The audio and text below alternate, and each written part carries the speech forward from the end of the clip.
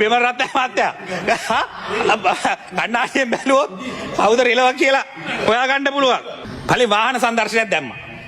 වාහන ගොඩක් අරගෙන ගෝල් ෆිස් එකේ දාලා ඒ වාහන වලට මොනවා වුණාද දන්නේ නැහැ. දැන් ඕගොල්ලෝ තොරෙන් පාවිච්චි කරනවා මේ සෙක්‍රටරිලා තොරෙන් පාවිච්චි කරනවා. ඊට පස්සේ ලිස්ට් එකක් දැම්මා ඊට පස්සේ දිගට මාස් දෙකක් ඇද්දා ඒකේ.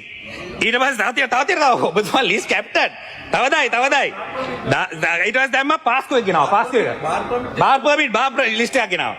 ඊට පස්සේ බටලන්ද ගෙනාවා බටලන්ද කියලා රනිල් වික්‍රමසිංහට බැලලා නැත්නම් මල්ලි රනිල් වික්‍රමසිංහ නැති කරලා මාසෙන් රිවර්ස් කරගත්තා. අය දැන් බටලන්දක් නැහැ. ඊට රිලව් ගෙනාවා රිලව් ටික ගණන් කරලා ඔක්කොමලා රිලව් ටික ගණන් කරලා මොනරු ගණන් කරලා හැබැයි කියන්න අපරාධ කියන්න බෑ හොඳ විනෝදෙකුත් සප වෙනවා. රිලව් ඔය කියන්නේ රිලව් තාම ඉන්නවා කියලා මාව පෙන්නනවා. විමල් බෙමරත්න මහත්තයා කණ්ණාඩියෙන් බැලුවොත් කවුද රිලව කියලා හොයාගන්න පුළුවන්. ඊට පස්සේ හිරේ දාන එක පටන් ගත්තා දිගටම. දාලා රනිල් වික්‍රමසිංහට ගහලා එතනින් යන ගත්තා.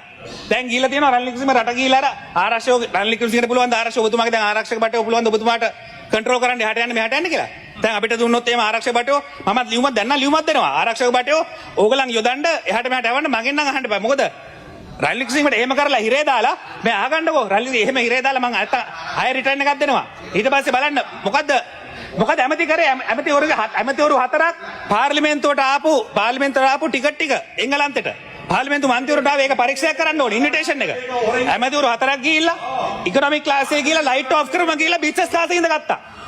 ආණ්ඩුවේ ගිහිල්ලා කියනවා ශ්‍රී ලංකාව ලයිට් ඔෆ් කරපුවාම හොරෙන් ගිහිල්ලා කර කතා කරලා හිනා.